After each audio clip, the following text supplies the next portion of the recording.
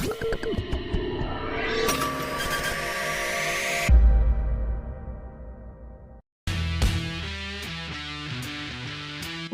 saat ini sedang berada di tengah-tengah jeda musim dingin. Namun, apa sebenarnya arti dari jeda aktivitas ini dan kapan akan berakhir? MotoGP memberlakukan jeda musim dingin dengan peraturan yang ditetapkan dengan baik, sehingga para pembalap dapat beristirahat dan pengembangan motor dapat dibatasi. Dalam pasal dari peraturan MotoGP yang mencakup pengujian dan pelatihan, menetapkan aturan yang berlaku untuk pembalap penuh waktu. Pembalap yang terikat kontrak atau tim yang terikat kontrak untuk musim berikutnya dilarang melakukan pengujian antara 1 Desember dan 31 Januari, termasuk kedua hari tersebut. Lalu, apakah latihan juga dilarang?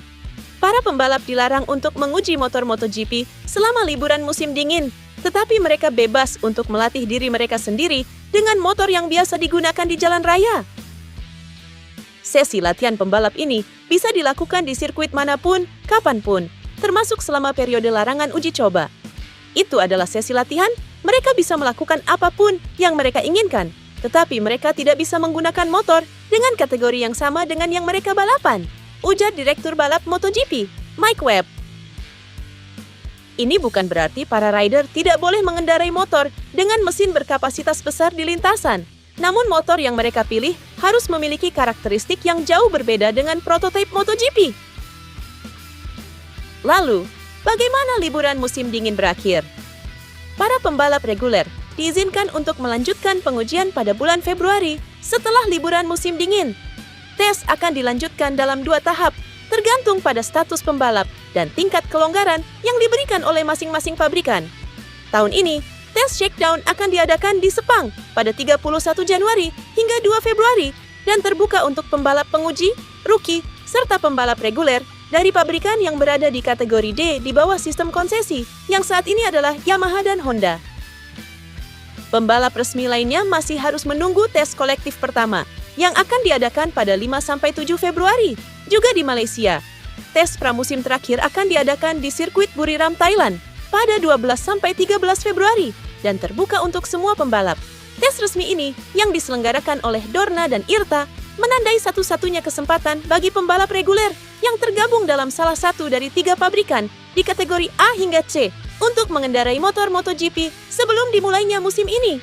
Yamaha dan Honda diperbolehkan melakukan pengujian tanpa batas sepanjang tahun, namun dibatasi hingga total 260 ban.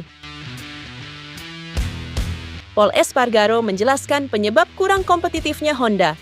Honda mengalami penurunan performa yang sangat drastis di MotoGP sejak 2020 dan kini menjadi pabrikan yang paling tidak kompetitif di grid. Pabrikan asal Jepang itu berusaha melakukan perubahan untuk membalikkan situasi ini.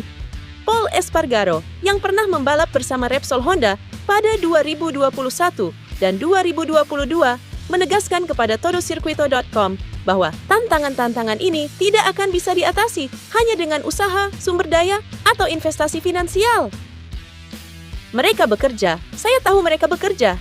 Namun, ini bukan hanya tentang pekerjaan, sumber daya, atau anggaran yang Anda miliki. Ini adalah segalanya. Cara Anda bekerja, struktur organisasi, cara pengujian dilakukan. Pengujian sekarang menjadi elemen yang sangat penting dalam olahraga ini. Espargaro juga menekankan peran penting tim penguji dalam MotoGP modern.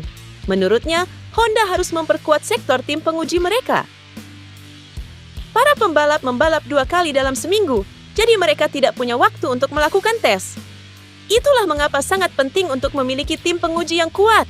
Saya telah melihat dengan mata kepala saya sendiri betapa pentingnya hal itu bagi perkembangan pabrikan, katanya dikutip Motorsport. Honda akan mendatangkan direktur teknis pertama yang berbasis di Eropa, Romano Albesiano, untuk musim 2025. Selain itu, dengan bergabungnya Alex Espargaro ke dalam tim uji coba, pabrikan asal Jepang ini akan memulai awal yang baru dengan kembali ke konsesi pengembangan penuh. Sebuah spekulasi liar muncul melalui media MotoGP, di mana Honda diperkirakan akan mengincar 3 pembalap kuat untuk musim 2027. Situasinya akan sangat berbeda di akhir tahun 2026, ketika pabrikan harus menghadapi aturan baru dengan motor 850 cm3 baru dengan pembatasan aerodinamika dan tanpa sistem pengatur ketinggian motor. Dan jika benar sampai akhir tahun 2026 tidak ada yang berubah, pasar pembalap akan mulai tidak terdeteksi, namun tiba-tiba meledak.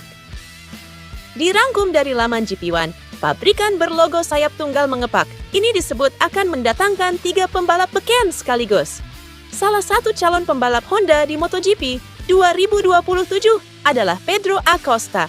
Dia memang punya bakat gemilang, bahkan sampai disebut the next Marc Marquez.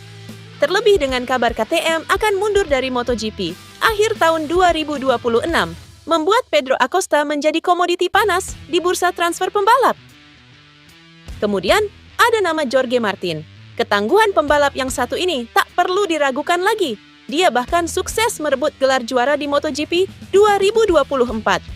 Kesuksesan itu membuat Martin menebus kegagalannya di MotoGP 2023. Kala itu, dia harus puas jadi runner-up karena kalah saing dengan Francesco Bagnaia. Tak ayal, sosok Martin juga jadi target menggiurkan untuk Honda. Terakhir, ada Francesco Bagnaia. Murid Valentino Rossi ini sudah mengoleksi 2 gelar juara di MotoGP yang didapat pada musim 2022 dan 2023. Bahkan, Bagnaia nyaris hat-trick gelar di MotoGP jika tak kalah saing dari Jorge Martin pada musim lalu.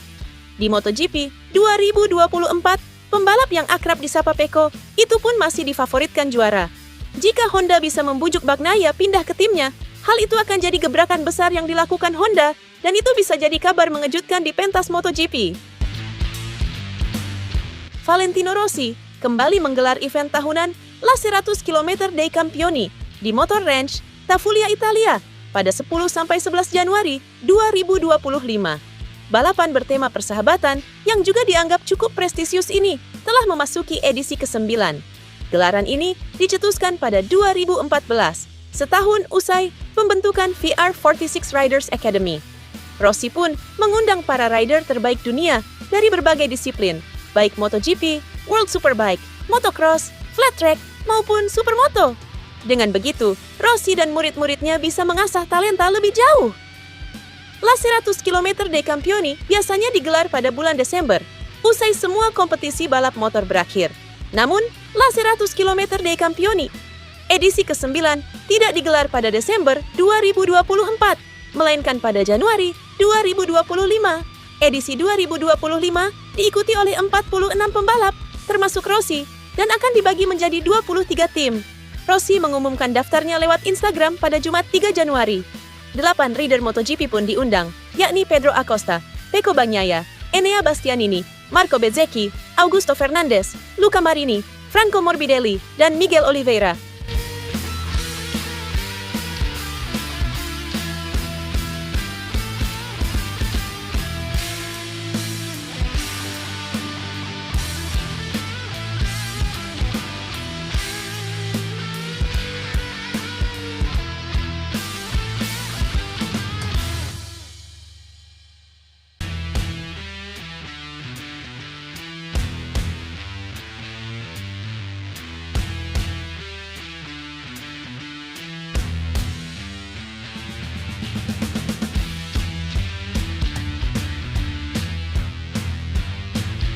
KTM dalam laporan para kreditornya diperkirakan bisa meninggalkan balapan MotoGP pada akhir 2026 nanti.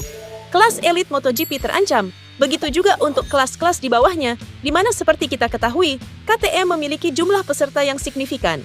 16 dari 26 peserta line-up Moto3 menurut daftar starter terbaru, meskipun sebagian besar tim adalah tim swasta dan tidak didukung langsung oleh pabrikan. Situasi krisis yang menimpa pabrikan dengan entry pebalap paling banyak seperti ini mungkin hanya akan mempercepat proses yang sudah berlangsung dalam pikiran para petinggi Dorna untuk menciptakan era baru Moto3, di mana menjadikan Moto3 semakin mirip dengan Moto2, yakni menjadikannya balapan kategori dengan mesin tunggal. Sinyal ini masuk akal karena saat ini Moto3 tampaknya lebih mahal daripada Moto2, dan isinya hanya mengenai persaingan antara KTM dan Honda. Belum lagi performa mesin ini sudah mentok, alias sulitnya menghasilkan performa yang lebih besar dari silinder tunggal kecil 250 cc.